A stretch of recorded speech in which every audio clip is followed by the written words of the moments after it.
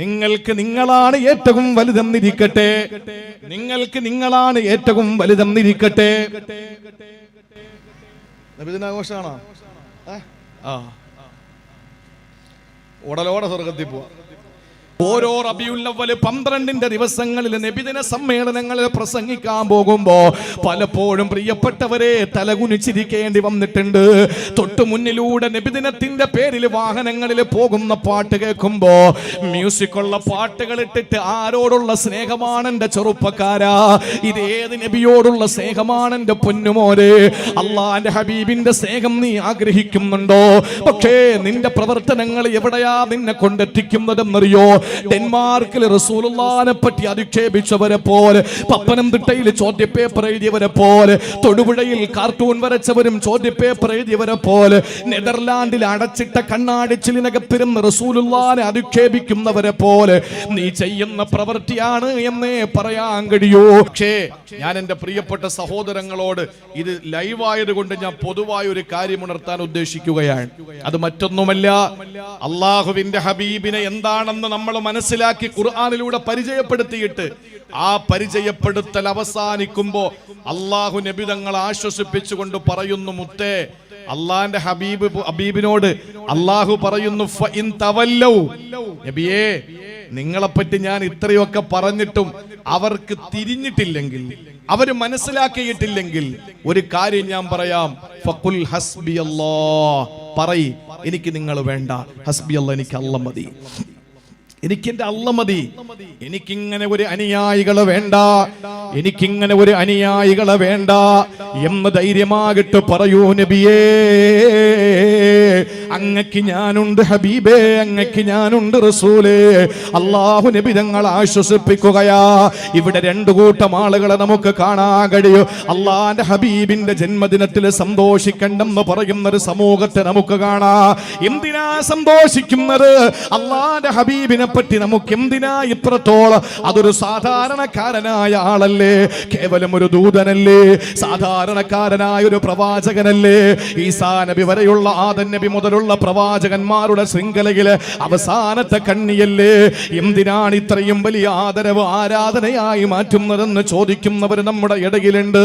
ആദ്യമേ ഞാൻ പറഞ്ഞല്ലോ, അവരോട് ദേഷ്യമില്ല, പകയില്ല, വൈഷമ്യമില്ല, വൈമനസ്യമില്ല, അവരോട് യാതൊരു നിലയിലുള്ള പിണക്കങ്ങളുമില്ല. അവര് പറഞ്ഞോട്ടെ, ചിന്തിച്ചോട്ടെ. പക്ഷേ ഇന്ന് സമുദായത്തിന്റെ പരിവേഷം കെട്ടിയിട്ട് അല്ലാഹുവിന്റെ റസൂലിനോടുള്ള പ്രണയത്തിന്റെ പേരിൽ ചെറുപ്പക്കാര് അതിരുവിട്ടു പോകുന്നു എന്നത് പറയാതിരിക്കാൻ നിവർത്തിയില്ല. എന്റെ പ്രിയപ്പെട്ട ചെറുപ്പക്കാരെ, അള്ളാഹുവിന്റെ ഹബീബിന്റെ അനുയായികളാകാൻ നമുക്ക് കിട്ടിയ ഭാഗ്യം ചെറുതൊന്നുമല്ല. മൂസാ നബി അലൈഹിസ്സലാം നിലമറന്നിട്ട് കൊതിച്ചു പോയ ചരിത്രം നമുക്കറിയുമല്ലോ. മൂസാ നബി ആരാണ്? കലീമുള്ളയാണ്. തൂര് സീനാ പർവ്വതത്തിന്റെ താഴ്വരയിൽ വെച്ച് പലവട്ടം അള്ളാഹുവിനോട് സംസാരിച്ച വ്യക്തിയാണ്. പ്രവാചകന്മാരിൽ ശക്തരായ പ്രവാചകരാണ്. ആ പ്രവാചകനെ പറ്റി പലപ്പോഴും നബിതങ്ങൾ ഇങ്ങനെ ഓർത്തെടുക്കാറുണ്ട്. ഏതൊരു പീഡനം അനുഭവിക്കുമ്പോഴും അള്ളാന്റെ ഹബീബ് പറയുന്നത്, യർഹമില്ലാഹു മൂസാ ഖദ് ഊദിയ മിൻ ഹാദാ, എന്റെ മൂസ എന്ന ജ്യേഷ്ഠ സഹോദരൻ അല്ലാഹ് കരുണ ചൊരിയട്ടെ. ഇതിനേക്കാൾ വലിയ പീഡനങ്ങൾ എന്റെ മൂസ എന്ന ജ്യേഷ്ഠ സഹോദരൻ അനുഭവിച്ചിട്ടുണ്ട് എന്ന് പറഞ്ഞിട്ട് പീഡനങ്ങൾ എന്തും വരുമ്പോ, ഏത് പ്രയാസം വന്നാലും മൂസാ നബിയെ പറ്റി ഓർക്കാറുണ്ടായിരുന്ന ഹബീബായ നബി തങ്ങൾ. ആ മൂസാ പ്രവാചകനെ ചില്ലറക്കാരനാണോ? ഉലുൽ അസ്മുകളിൽപ്പെട്ട പ്രവാചകരല്ലേ. മൂസാ നബി അലൈഹിസ്സലാമിനെ കലീമെന്ന് പേര് വരാൻ തന്നെ കാരണം തൂർ സീനാ പർവ്വതത്തിൽ വെച്ച് പലവട്ടം അല്ലാഹുവിനോട് സംസാരിച്ചതിന്റെ പേരിലല്ലേ. ആ മൂസാ നബി തന്റെ നില പോലും മറന്നുകൊണ്ട് ആഗ്രഹിച്ചു പോയത് എന്തെന്നറിയോ?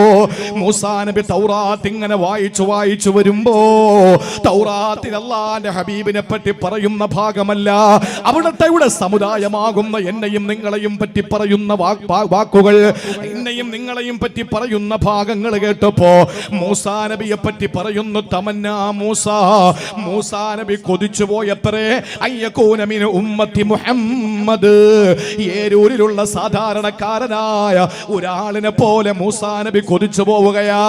എന്തുകൊണ്ടെന്നറിയോ? മൂസാ നബി നിബിതങ്ങളെ പോലെ ആകാൻ കൊതിച്ചതല്ല. അള്ളാന്റെ ഹബീബിന്റെ സാധാരണക്കാരനായ ഒരു അനുയായിയെ പോലെ ആയിരുന്നെങ്കിൽ കൊള്ളാമെന്ന് കൊതിച്ചു പോയത് എന്തിന്റെ പേരിലെന്നറിയോ? എന്റെ ഹബീബിന്റെ മഹത്വം വായിച്ചിട്ടല്ല, ഹബീബിന്റെ ഉമ്മത്തുകളായ അനുയായികളായ എന്റെയും നിങ്ങളുടെയും പോരിഷ മനസ്സിലാക്കിയിട്ട ആ സമയത്താണ് അല്ലാഹു മൂസ നബിയോട് പറഞ്ഞത്, ഓ പ്രവാചകരെ, നിങ്ങൾ നിങ്ങളുടെ നില മറന്നുപോയോ? നിങ്ങളൊരു നബിയല്ലേ, നിങ്ങളൊരു റസൂലല്ലേ, നിങ്ങൾ ഉലുൽ അസ്മിൽപ്പെട്ടയാളല്ലേ, നിങ്ങൾ ധീരരായ ഒരു നബിയല്ലേ, എന്തിനാ അങ്ങ് മറക്കുന്നത് ഈ അവസ്ഥയെന്ന് ചോദിച്ചപ്പോ ആ സമയത്താണ് സ്ഥലകാലബോധം വീണത്. മൂസാ നബി അലൈഹിസ്സലാമിന് അപ്പത്തോളം വലിയ അനുയായികൾക്ക് പോലും മഹത്വമുള്ള ഒരു പ്രസ്ഥാനത്തിന്റെ നേതാവ് നബി മുഹമ്മദ് മുസ്തഫ, അവിടുത്തെ വ്യക്തിപ്രഭാവത്തിനെ മങ്ങലേൽപ്പിച്ചുകൊണ്ട് ഒരു വിഭാഗം നബിദിനാഘോഷം പോലും വേണ്ടെന്ന് പറയുമ്പോ അതിലും മഹല്ലുകളെല്ലാം പങ്കാളികളാകുമ്പോ സ്വകാര്യ അനുഭവങ്ങളിലും സ്വകാര്യ നിമിഷങ്ങളിലും സ്വന്തമായ കാര്യങ്ങളിലും കുടുംബത്തിന്റെ വിഷയങ്ങളിലും എല്ലാം ആർഭാടങ്ങളും നടത്തുമ്പോ പ്രിയപ്പെട്ടവരെ, റസൂലുള്ളാന്റെ ജന്മദിനത്തിന് യാതൊരു നിലയിലുള്ള കാര്യങ്ങളും വേണ്ട, വീട്ടിനകത്തിരുന്നോളൂ എന്ന് പറഞ്ഞിട്ട് വയനാട് ജില്ലയെ ചൂണ്ടിക്കാണിച്ചുകൊണ്ട് നബിദിനാഘോഷം വേണ്ടെന്ന് പറയുന്ന പല സ്ഥലങ്ങളും ഇങ്ങനെ ഓരോ ഭാഗത്ത് നിന്ന് മുളപൊട്ടി വരുമ്പോ ഇതിനിടയിലാണ് പ്രിയപ്പെട്ടവരെ നമുക്ക് പറയാനുള്ളത്, മറ്റൊരു ഭാഗത്ത് അള്ളാഹുവിന്റെ റസൂലിനോടുള്ള സ്നേഹം അതിര് കടന്നിട്ട് അറിവില്ലാത്ത ചെറുപ്പക്കാര് സംവിധാനിക്കുന്ന സംവിധാനങ്ങളല്ല ഇസ്ലാമിന്റെ പരിവേഷം കാണിച്ചിട്ട് സുന്നത്ത് ജമാഅത്തിന്റെ തലയിൽ കെട്ടിവെക്കാൻ ഒരിക്കലും കഴിയില്ല. വലിയ വലിയ വാഹനങ്ങൾ വിളിച്ചിട്ട് മനുഷ്യന്റെ പൊക്കപ്പിൽ ബോക്സ് വെച്ച് കെട്ടിയിട്ട് രാവിലെ മുതൽ വൈകുന്നേരം വരെ റസൂലുള്ളാഹിനെ പറ്റിയിട്ട് നമുക്ക് പറയാൻ കഴിയുന്നുണ്ട്. പക്ഷേ ഞാൻ 1000 വട്ടം അടിവരയിട്ടുകൊണ്ട് എന്റെ പ്രിയപ്പെട്ട ചെറുപ്പക്കാരോട് പറയുകയാ, വലിയ വണ്ടി നമ്മൾ വിളിക്കണം. എന്റെ അഭിപ്രായം ഈ വണ്ടിയൊന്നും പോരെന്നാണ്. ഏറ്റവും വലിയ വണ്ടി തന്നെ നമുക്ക് വിളിക്കാം. എത്ര വലിയ ബോക്സ് വേണോ നമുക്ക് വെച്ച് കെട്ടാ. എന്നിട്ട് കവലകളിൽ നമ്മുടെ ഹബീബിനെ പറ്റി നമുക്ക് പറയാ, നമ്മുടെ റസൂലുള്ളാഹിന്റെ സ്വഭാവത്തെ പറ്റി വിശദീകരിക്കാം, ഹുബ്ബുൻ നബിയിൽ മുസ്തഫാന്റെ മഹത്വം ലോകത്തിന് പഠിപ്പിച്ചു കൊടുക്കാം. പക്ഷേ എന്റെ പ്രിയപ്പെട്ട ചെറുപ്പക്കാരാ, എന്തിനാണ് സംഗീതമുള്ള പാട്ട് നിങ്ങൾ ഇടുന്നത്? എന്റെ റസൂലിന് ഇഷ്ടമില്ലാത്ത കാര്യമല്ലേ?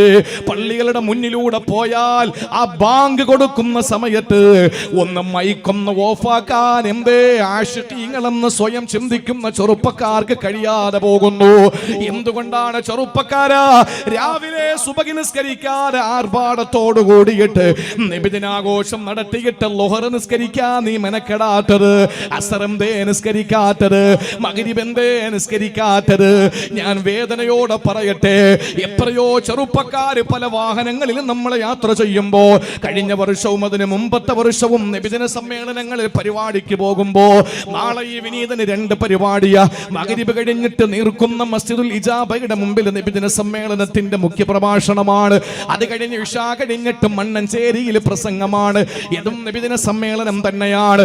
ഓരോ റബീഉൽ അവ്വൽ 12ന്റെ ദിവസങ്ങളിൽ നബിദിന സമ്മേളനങ്ങളിൽ പ്രസംഗിക്കാൻ പോകുമ്പോ പലപ്പോഴും പ്രിയപ്പെട്ടവരെ തലകുനിച്ചിരിക്കേണ്ടി വന്നിട്ടുണ്ട്. തൊട്ടു മുന്നിലൂടെ നബിദിനത്തിന്റെ പേരിൽ വാഹനങ്ങളിൽ പോകുന്ന പാട്ട് കേൾക്കുമ്പോ മ്യൂസിക്കുള്ള പാട്ടുകൾ ഇട്ടിട്ട് ആരോടുള്ള സ്നേഹമാണ് എന്റെ ചെറുപ്പക്കാരാ? ഇത് ഏത് നബിയോടുള്ള സ്നേഹമാണ് എന്റെ പൊന്നുമോരെ? അള്ളാന്റെ ഹബീബിന്റെ സ്നേഹം നീ ആഗ്രഹിക്കുന്നുണ്ടോ? പക്ഷേ നിന്റെ പ്രവർത്തനങ്ങൾ എവിടെയാ നിന്നെ കൊണ്ടെത്തിക്കുന്നതെന്നറിയോ? ഡെൻമാർക്കിൽ റസൂലുള്ളാഹിനെ പറ്റി അധിക്ഷേപിച്ചവരെ പോലെ, പത്തനംതിട്ടയിൽ ചോദ്യപേപ്പർ എഴുതിയവരെ പോലെ, തൊടുപുഴയിൽ കാർട്ടൂൺ വരച്ചവരും ചോദ്യപേപ്പർ എഴുതിയവരെ പോലെ, നെതർലാൻഡിൽ അടച്ചിട്ട കണ്ണാടിച്ചിലിനകത്തിരുന്ന് റസൂലുള്ളാഹിനെ അധിക്ഷേപിക്കുന്നവരെ പോലെ നീ ചെയ്യുന്ന പ്രവൃത്തിയാണ് എന്നേ പറയാൻ കഴിയൂ. നമുക്ക് ഞാൻ വീണ്ടും പറയുന്നു, എന്ത് വേണോ നമുക്ക് ചെയ്യാ. നമ്മുടെ മുത്തിനെ ലോകത്തിന് പരിചയപ്പെടുത്തി കൊടുക്കേണ്ടത് നമ്മളാ. എത്ര മദ്ഹ് പറഞ്ഞാലും മതി വരൂല, എത്ര അഷ്റഖ പറഞ്ഞാലും നമുക്ക് മതി വരൂല, എത്ര നബിതങ്ങളുടെ പേര് സലാപ്പ് ചെല്ലിപ്പിച്ചാലും മതി വരൂല, എത്ര വലിയ വണ്ടി വിളിച്ചിട്ടും നമുക്ക് കൊതിരീരൂല. അതൊക്കെ ആകാം, പക്ഷേ നിസ്കാരം ഉപേക്ഷിച്ചു കൊണ്ട് വേണ്ട നബിദിനാഘോഷം. സംഗീതം ഉപയോഗിച്ച് കണ്ടുകൊണ്ടിരിക്കുന്നവരെ, അതല്ലെങ്കിൽ എന്നെ നേരിട്ട് കേട്ടുകൊണ്ടിരിക്കുന്നവരെ, നിങ്ങളിലോ നിങ്ങളുടെ കൂട്ടുകാരിലോ ആ ശൈലി ഉള്ളവരുണ്ടെങ്കിൽ ഇത് റസൂലുള്ളാഹിനോടുള്ള പ്രണയമാണെന്ന് ചിന്തിച്ചു പോകല്ലേ കൂട്ടുകാർ. കൂട്ടുകാരാ. അതുകൊണ്ട് നബിദിനാഘോഷം നടത്തേണ്ടത് എങ്ങനെയാണെന്ന് ഞാൻ പറഞ്ഞു തരാ. അള്ളാന്റെ ഹബീബിനെ വാരി പുണരാൻ, സ്നേഹത്തിന്റെ ഇഷ്കിന്റെ പാലാഴി തീർക്കാൻ, അവിടുത്തെയോട് സ്നേഹത്തിന്റെ ഏറ്റവും വലിയ പാരമ്യതയിൽ എത്തിയിട്ട് മഹബ്ബത്തു റസൂൽ, അള്ളാന്റെ ഹബീബിനെ ഇഷ്ടപ്പെട്ട് ഏതുപോലെ എന്നറിയോ? അബൂബക്കർ റഷീദുൽ ബഗ്ദാദി എന്ന പ്രേമഭാജനത്തിന്റെ കഥയറിയോ? മഹാനവരുകളുടെ ചരിത്രം പറഞ്ഞാൽ നാളത്തെ സുബഹി വരെ പ്രസംഗിച്ചാലും തീരില്ല പ്രിയപ്പെട്ടവരെ. ഞാൻ ചുരുക്കി ഞാൻ പറയട്ടെ. എപ്പോഴും റസൂലുള്ളാഹിനോടുള്ള സ്വലാത്തിന്റെ പാലാഴി സൃഷ്ടിച്ച ഒരു ആശിഖായിരുന്നു അബൂബക്കർ റഷീദുൽ ബഗ്ദാദി റളിയല്ലാഹു തആല അൻഹു. ബഗ്ദാദുകാരനായ അബൂബക്കർ റഷീദ് എന്നവര് നബി തങ്ങളോടുള്ള സ്നേഹത്തിന്റെ പാരമ്യതയിൽ എന്താ സംഭവിച്ചതെന്നറിയോ? അള്ളാന്റെ ഹബീബിനെ ഹുബ്ബ് വെച്ച് ഏത് സമയത്തും സ്വലാത്ത് നിർബന്ധമായ പ്രവർത്തനങ്ങൾ കഴിഞ്ഞാൽ പിന്നീട് മൊത്തം സ്വലാത്ത്. അവസാന സ്വലാത്തിന്റെ ലഹരിയിലായിട്ട് അള്ളാന്റെ റസൂലിനെ നേരിട്ട് കണ്ട് ആ റൗളത്ത് ശരീഫയുടെ മുന്നിൽ ചെന്ന് മുഖത്തോട് മുഖം നോക്കിയിട്ട് മുവാജഹത്തുർ റസൂലുള്ളാഹിന്റെ മുഖത്ത് നോക്കിയിട്ട് അസ്സലാത്തു വസ്സലാമു അലൈക യാ റസൂലല്ലാഹ്, ഞാൻ ബഗ്ദാദിൽ ഇരുന്ന് സലാത്ത് ചൊല്ലി നബിയേ, ഇപ്പൊ അങ്ങയുടെ മുന്നിൽ ഞാൻ വന്നിരിക്കുകയാണെന്ന് ഹൃദയം തുറന്ന് മുത്തു നബിയെ വാരി പുണരാൻ ആഗ്രഹിച്ചുകൊണ്ട് ബഗ്ദാദിൽ നിന്നിറങ്ങി. അറിയുമോ നിങ്ങൾക്ക്, അള്ളാന്റെ റസൂല് അന്ന് സൗദി ഭരിക്കുന്ന രാജാക്കന്മാർക്ക് സ്വപ്നം കാണിക്കുകയാ. അബൂബക്കർ റഷീദ് എന്ന ബഗ്ദാദ്കാരനെ എന്റെ റൗളയിലേക്ക് നിങ്ങൾ കയറ്റിവിടരുതേ, എന്റെ റൗളയിലേക്ക് നിങ്ങൾ കയറ്റിവിടരുതേ. എന്റെ മുമ്പിൽ വന്ന് എന്നോട് നേരിട്ടെങ്ങാനും റഷീദ് സലാം പറഞ്ഞ, അബൂബക്കർ റഷീദ് എന്റെ മുഖത്ത് നോക്കിയിട്ട് സലാം പറഞ്ഞാൽ ഞാൻ റൗളയിൽ നിന്ന് ഇറങ്ങി കൂടെ അങ്ങ് പോകേണ്ടി വരും. അത്ര എന്നെ സ്നേഹിക്കുന്ന മനുഷ്യരാ. അതുകൊണ്ട് നിങ്ങൾ ഈ പടിവാതിൽക്കൽ കയറ്റിവിടല്ലേ, അത് വലിയ അപകടം ചെയ്യുമെന്ന് പറഞ്ഞപ്പോൾ അടയാളം പറഞ്ഞു കൊടുത്തു. എല്ലാ പോലീസുകാരും പാറാവുകാരും പട്ടാളക്കാരും തടഞ്ഞു നിർത്തി. സലാത്തിന്റെ മാസ്മരികത തീർത്തുകൊണ്ട് റസൂലുള്ളാഹിനെ മുഖം കാണിക്കാൻ വേണ്ടി വന്ന അബൂബക്കർ റഷീദുൽ ബഗ്ദാദിയെ തടഞ്ഞു നിർത്തിയിട്ട് തിരിച്ചു വിട്ടു. പോകാൻ എങ്ങനാണ് മനസ്സ് വരിക?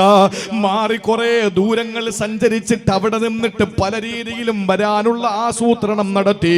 അവസാനം വന്നു, വീണ്ടും മാട്ടിപ്പായിച്ചു. അവസാന സ്വലാത്ത് ഇങ്ങനെ ചൊല്ലി ഭ്രാന്തായി ലഹരിയായി.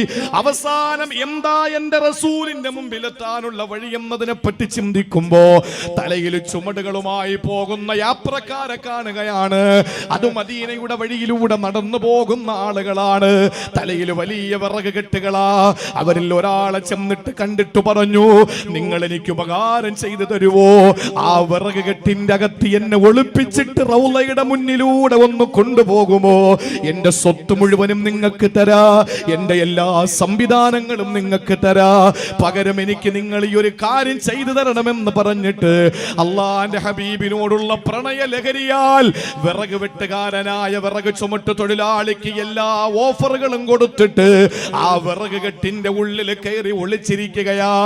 അങ്ങനെ മസ്ജിദുൻ നബവിയുടെ മുമ്പിലെത്താൻ അടുക്കുമ്പോ, റൗള ഷരീഫിന്റെ മുന്നിലെത്താൻ അടുക്കുമ്പോ ആരോ അവിടെ നിന്നിട്ട് പറഞ്ഞു മുഹമ്മദ് എന്ന് കേട്ടാൽ പരിസരം മറന്നിട്ട് എല്ലാം മറന്നിട്ട് ലഹരി ബാധിച്ചവനെ പോലെ ഉറക്കെ സ്വലാത്ത് ചൊല്ലി അബൂബക്കർ റഷീദുൽ ബഗ്ദാദിക്ക് താൻ വിറക് കെട്ടിന്റെ ഉള്ളിലാണ്, താൻ ഒളിച്ചു കടക്കാൻ ശ്രമിക്കുന്നവനാണ്, താൻ മറഞ്ഞിരിക്കുന്നവനാണെന്ന ചിന്ത പോലുമില്ലാതെ ആരോ റസൂലുള്ളാഹിന്റെ പേരങ്ങ് പറഞ്ഞപ്പോ വിറക് കെട്ടിന്റെ ഉള്ളിലിരുന്നു കൊണ്ട് ചൊല്ലി സ്വല്ലല്ലാഹു അലൈഹി വസല്ലം, സ്വല്ലല്ലാഹു അലൈഹി വസല്ലം എന്ന് ചൊല്ലിയപ്പോൾ പോലീസ് വന്ന് കെട്ടഴിപ്പിച്ചു, അദ്ദേഹത്തെ ഇറക്കി വിട്ടു.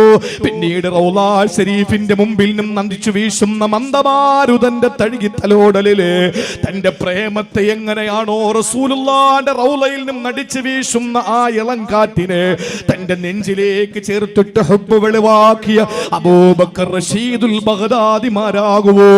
സ്വലാത്തുകൾ ചൊല്ലിയിട്ട് റസൂലുള്ളാഹിയെ സ്നേഹിച്ച് ലഹരിയാകാൻ കഴിയോ? എന്തിനാ മ്യൂസിക്കുള്ള പാട്ടിടുന്നത്?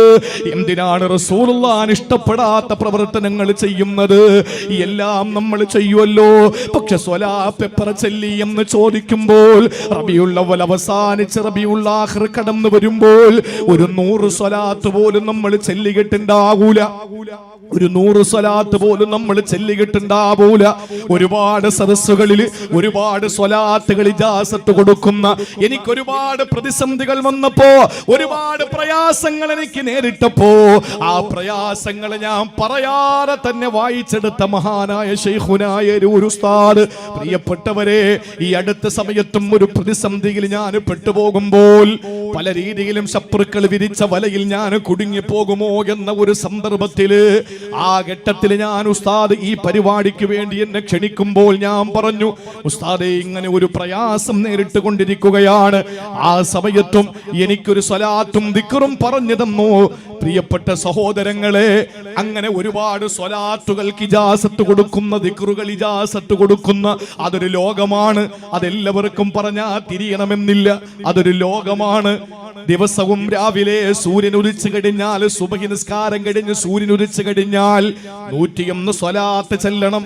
അസ്ർ നിസ്കാരം കഴിഞ്ഞാൽ 101 സ്വലാത്ത് ചെല്ലണമെന്ന് എന്നെ ഞാനാക്കി മാറ്റിയ എന്റെ അഭിവന്യനായ ഗുരുവര്യർ, എന്നെ ഞാനാക്കി മാറ്റിയ, എന്റെ എല്ലാ കുറവുകളും കണ്ടു ചേർത്തു നിർത്തിയിട്ട് എന്നെ പഠിപ്പിച്ച ആദരണീയനായ ശൈഖുൽ ഹദീസ് ബീരാൻകുട്ടി ഹളറത്ത് നവ്വറല്ലാഹു മർഖദ മഹാനവറുകൾ തന്ന ഇജാസത്ത് 15 വർഷമായി. പടച്ചവന് സ്തുതി, അൽഹംദുലില്ലാഹ്. ഈ 15 വർഷത്തിന്റെ ഉള്ളില് ഓരോ ദിവസം സുബഹി കഴിഞ്ഞും അസർ കഴിഞ്ഞും 100 സ്വലാത്ത് വീതം ചെല്ലാൻ എനിക്ക് അനുമതി തന്ന, ഇജാസത്ത് തന്നിട്ട് ഈ നിമിഷം വരെ ഇന്ന് ഞാൻ ഈ സദസ്സിൽ കയറുമ്പോഴും ഞാൻ ചൊല്ലിയിട്ടാ കയറിയത്. പ്രിയപ്പെട്ടവരെ, 15 വർഷമായി ഞാൻ മുടക്കിയിട്ടില്ല.